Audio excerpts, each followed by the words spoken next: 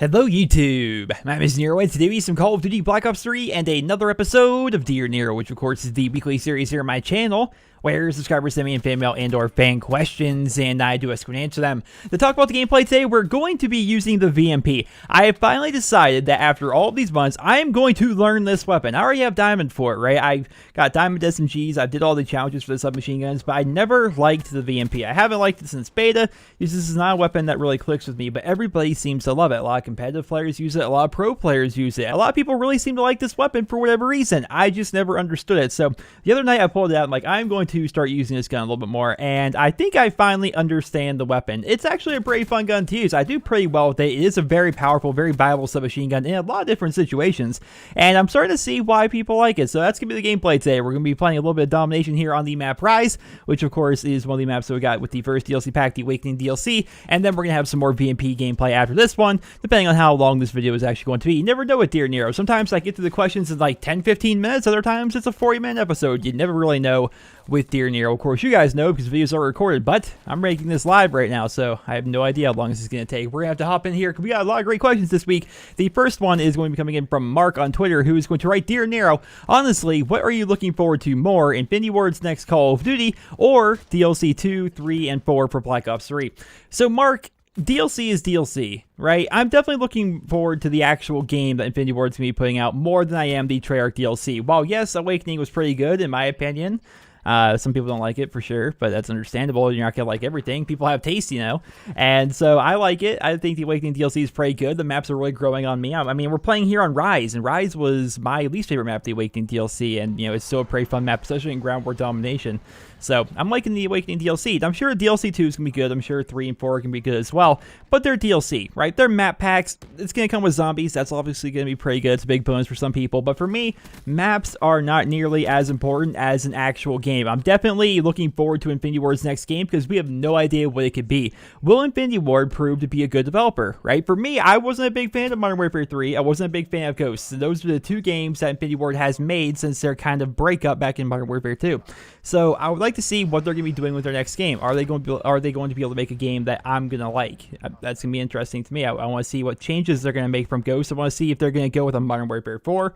Are they going to go with the Ghost 2? Or are they going to go with what are they doing with their next game? That's infinitely more interesting to me. So therefore, I'm definitely looking more forward to that than, you know, DLC 2, 3, and 4. Obviously, I'm excited for the DLC. I'm excited to see what it's going to be, but it's nothing in comparison to a full brand new Call of Duty game, right? I think everybody's looking forward to the game more, even if, you know, maybe Infinity Ward's not their favorite developer. I think everybody's still more interested to see what the next game is going to be as compared to what new maps are we going to be playing with here in Black Ops 3.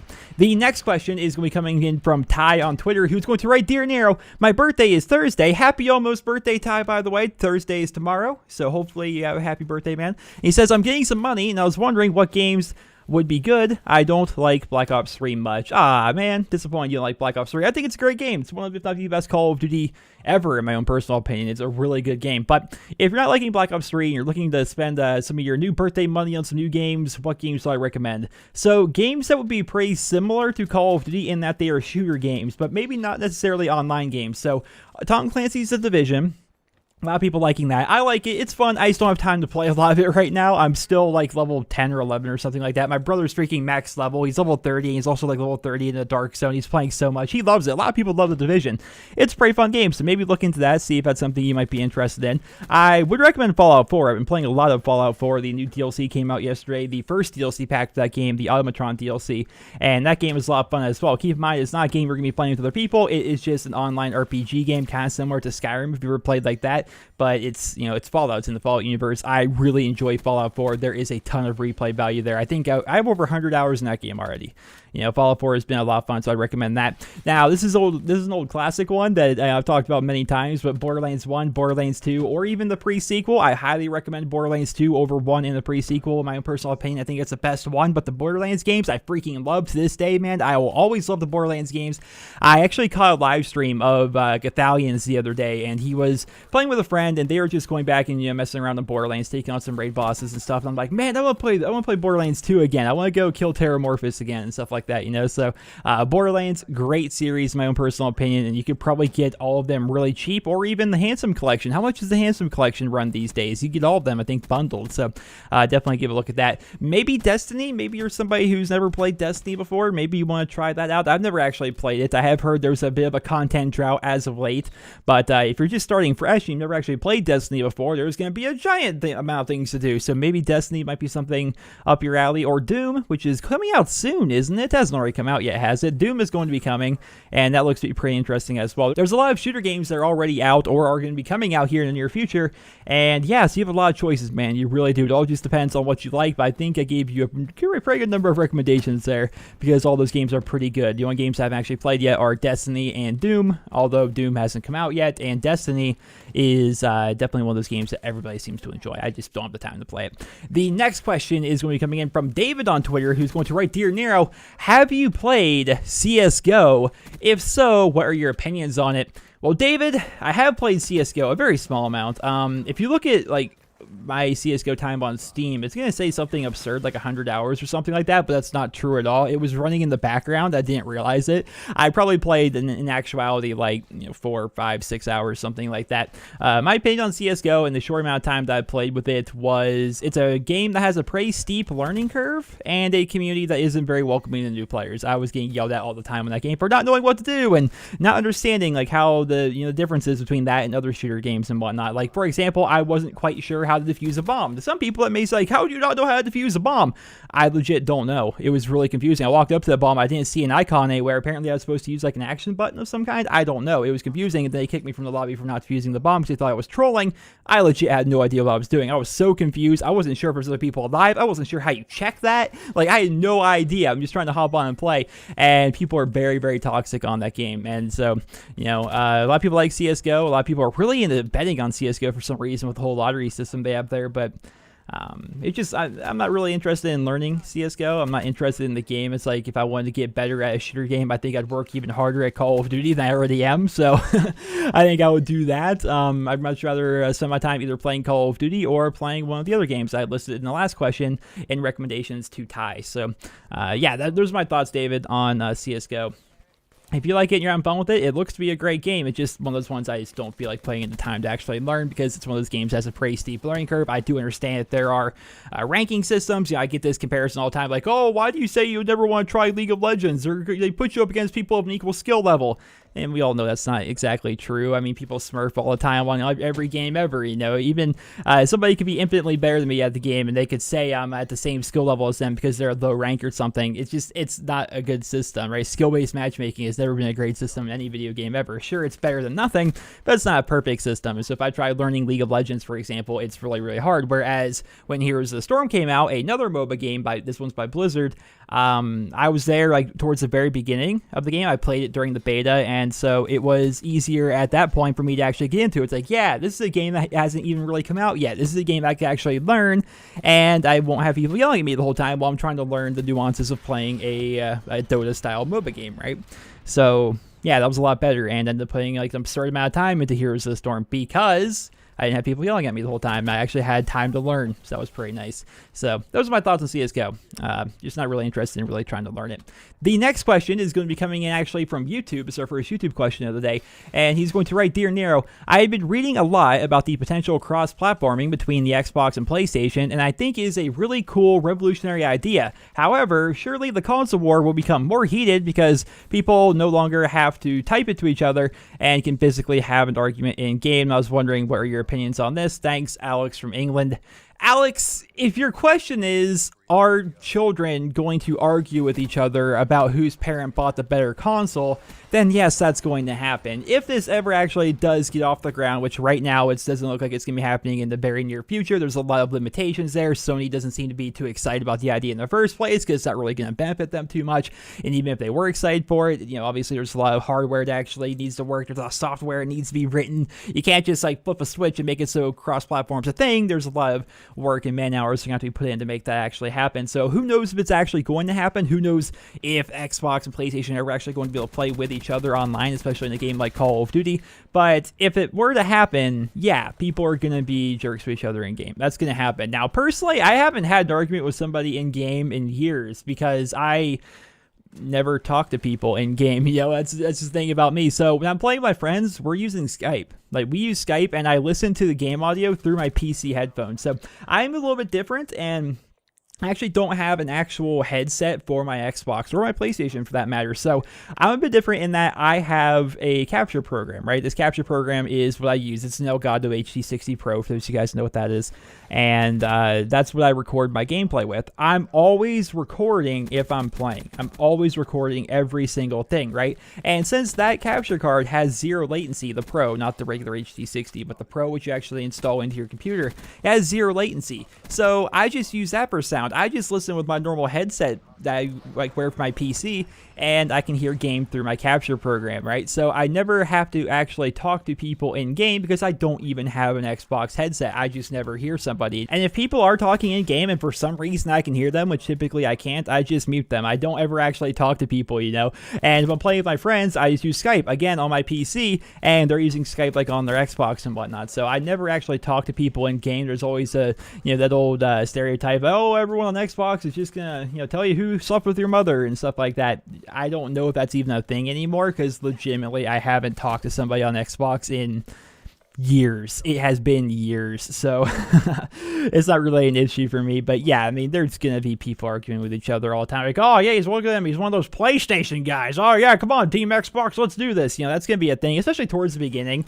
Yeah, for sure, because you're gonna be able to see the differences in people's names. Like people on PlayStation are gonna have a little underscore thing in their name as compared to Xbox people, which can't have that. We have spaces, they have underscores, and so that's gonna be a pretty big indicator as to who's from what platforms. Like, oh, look at you, you're from the PlayStation, are you? There's gonna be some hazing, I suppose, when it first actually gets off the ground, if it ever does get off the ground.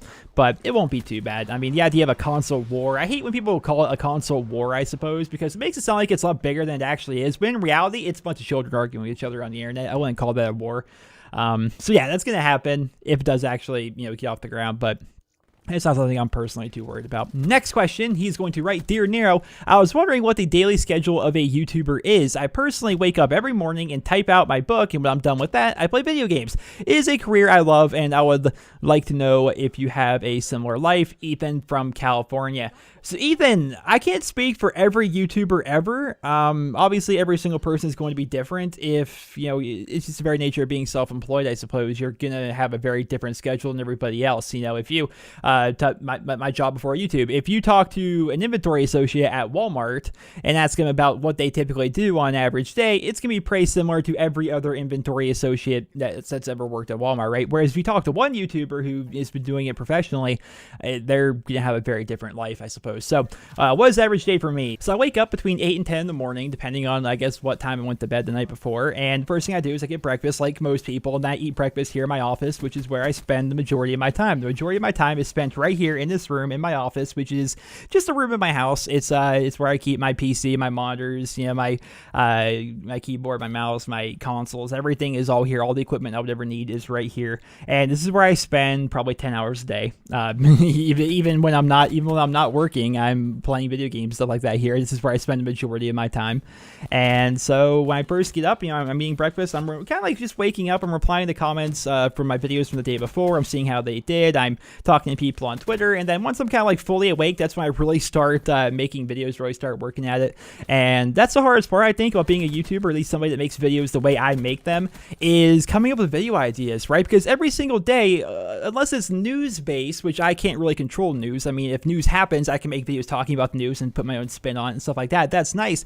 But a lot of the videos I make, the vast majority of them, are just stuff I came up with that day and I end up putting together, right? And so I try to come up with a video idea. Usually I'm always thinking about video ideas or different kind of videos I would like to put out on my channel. And I usually have a lot of those written down on my phone or written down on my computer, just so I don't, if I ever have inspiration or ever have like an idea for a video, I want to go ahead and make that video, right? I don't want to forget that I had that particular idea, because that may be a good idea in the future. I'm actually looking at my phone right now. I'm opening up the old notepad. This is where I write down the majority of my video ideas, and a lot of these are stuff that I've already done, And these are also some of this is stuff that I've never actually done before. So in here I have the idea of like how I start playing Call of Duty. Like I thought that'd be a fun video idea. I have, of course, the idea for the top 10 worst maps in Call of Duty history, also the top 10 worst guns. I'm going to be working on that video in the near future. I have a video idea for just talking about nostalgia in Call of Duty and how times have actually changed and why exactly we have all these great memories, all these great feelings about the older Call of Duty games, and just exactly why that actually works. I have a video idea for, well, actually, that's a really good video idea. I'm not going to talk about that just now because that's one thing I want to do in the future.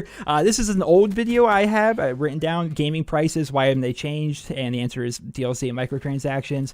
I have an idea for a retrospective series going back through the older Call of Duty stuff. Like these are just things I've written down on my phone, and they may actually turn into videos in the future. I also have a bunch of these things on my computer. If I come up with a video idea, I write it down. That's a big thing. Write it down so you don't forget it, and then you can try to expand upon it, think about it for a week or so, and see exactly what it is you want to do. So once I get an idea of what I want to do for a video that day, I get to working on it. I suppose I record the video, I edit it together, and then I render it. Rendering is kind of the downtime. That's when your computer's essentially taking all things you edited together and making it into a video. And while it's rendering, that's typically when I go get lunch. That's about, by the time the video is rendering, it's probably like, noon, 1 o'clock, something like that. And I'll usually go get lunch or just not eat lunch that day. Depends on how hungry I am, I suppose, that day. And then upload the videos. Now, I typically do 50 videos a month between NerosCinema and Nero's Let's Plays. I do have a second channel where I upload quite often. And Nero's Let's Plays takes a very long time, considering the majority of the videos, the vast majority anyway, are over half an hour long. So just the render and upload times alone take for ages, as well as recording the videos. Those take ages as well. It doesn't take a lot of editing because a lot of it's just live commentary stuff as compared to NerosCinema, where nothing is really live ever. It's all edited and post-production stuff. But yeah, between both channels and roughly 50 videos a month, I have a pretty full day, I suppose. It takes a lot. And I'm usually done sometime in the evening. Depends on the day. I'm usually done sometime in the evening, probably 6 or 7 at night. It's probably when everything I want to do that day is pretty much done. And at that point, I can finally relax and play video games. A lot of people think being a YouTuber is like, oh, you just wake up, play video games all day, videos magically appear, and then the check's in the mail, right? No, I mean, I wake up and, again, like 8 in the morning on average, and then maybe 12 hours later, I'm actually finally done, and I can actually relax and, actually play video games, which is kind of like working at the same time, because while I'm playing video games, I'm also recording, and just, it's a whole day, but that's more or less an average day for me. Now, obviously, there's days where, things are different, it really depends on the day, but that's an average one, I would suppose. I spend a lot of time here in this office, a lot of editing, a lot of recording, a lot of video idea creation, and yeah, just that's an average day, I suppose, for me. And like I said, for every YouTuber, it's gonna be different, but that's an average day for me. And yeah, so here, apparently you're a writer. You wake up and you work on your book, then you play video games. It sounds like an awesome job, man. It sounds really cool. But of course, like most things from the outside looking in, it seems like, oh, being a writer must be so easy. No, just like me, you have this creative process where a lot of your time is spent thinking and working around ideas and stuff like that. And I can see how that would be difficult. And if it's something you love, you say it's a career that you love. That's awesome, man. Very happy for you, Ethan. Next question, he is going to write, Dear Nero, what innovations do you think the EA should make to Madden 17 to make the game way better than before? I know there are bugs that need to be addressed, so what type of gameplay mechanics do you think need to be added or fixed? Thanks, Jacob from Michigan. So he's referring to Madden. I'm doing a Madden series on my Let's Play channel that we're like 60, 70 episodes into at this point. Joe Nero, the legacy of Joe Nero, man, he's a legend. And I'm a quarterback for the Redskins. And what changes will I make to Madden 17? So obviously there are bugs, and I've talked about them a number of times before. So fix bugs. Come on, EA, work with your game here. Aside from that, what other changes will I make, like gameplay-wise? I feel as though gameplay, Madden is really good right now. It's in a really good spot. The big thing they need to really change, in my opinion, is a lot of the AI, because a lot of it is really wonky. Why is it when I play on the all Madden difficulty and I'm not controlling the running back, like I'm doing a career mode, like Let's Play with like a, only controlling one player, why is it my running back can never do anything unless it's a halfback dive? Why is it that the AI just does not work for any other run play? Why is that? I tweak with the AI. I try to make it more realistic. I would try to make it so a vast majority of plays can actually work as compared to other ones, while at the same time not making the offense too overpowered. That's something I would try to work around. I would try to make so the AI logic is a little bit better, but that's something they try to improve on every single year. Aside from that, I would make the game a lot more like the older ones. And that sounds like so cliche, like, oh yeah, the older ones were better, but legitimately, like, Madden is devolving. Like, I'm not even kidding you guys. Most games evolve and become better and better and better. Madden is literally devolving and has been for like a decade. Like, features they had, like Madden 06, which were great, they just take out more and more features every single year. It's kind of insane. So I'd make the career mode an actual awesome career mode. If you guys ever actually played like the NBA 2K games, the freaking career mode in those games are insane. Then you compare them to Madden, you can't even compare them, man. It's so horribly bad compared to the 2K games. So I would make the career mode more like the 2K games. Make it actually feel like you're actually controlling a player. Have it so you actually have your own little house, your own little crib, like some of the old NFL games. What was it? NFL Game Day?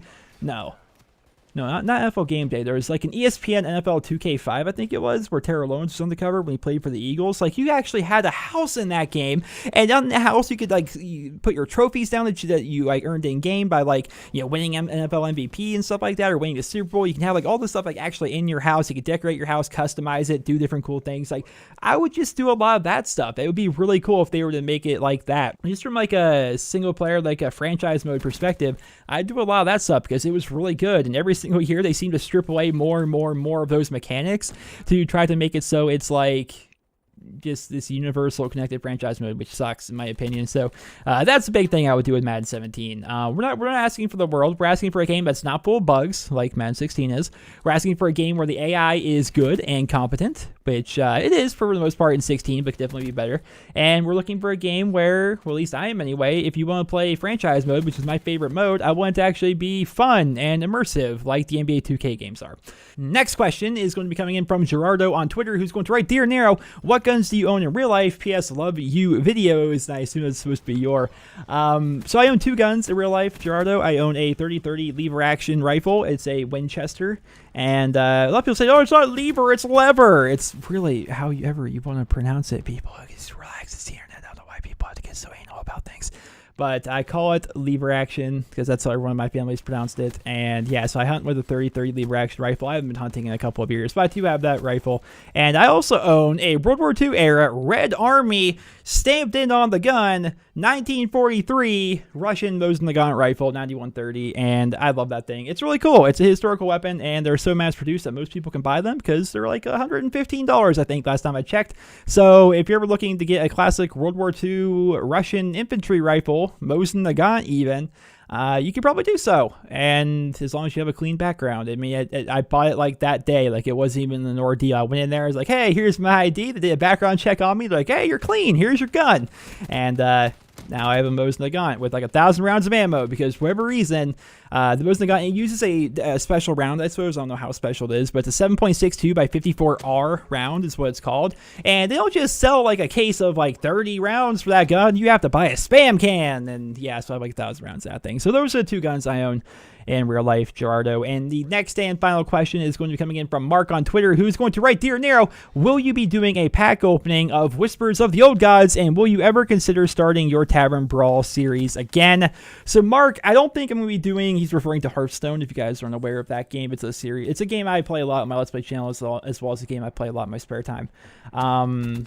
I'm not going to be continuing the Tavern Brawl series, I don't think. I might do one occasionally, but I'm not going to try and make it a series or anything. And will I be doing pack openings when the new expansion comes out? Yes, I did pre-order the 50 packs, so I have those already sitting, like they're ready to be opened whenever they decide to actually release the expansion. And I'm also saving up a bunch of gold. Like, I'm trying to do my daily quests and stuff like that. I'm up to like 500 gold, which I know is not a lot, but I'm saving up my gold, and when the expansion actually comes out, I'm going to be opening up my 50 packs, and I'm going to use what gold I have to buy even more packs, and then maybe I'll get some good stuff. So yeah, I'll be doing a video on that.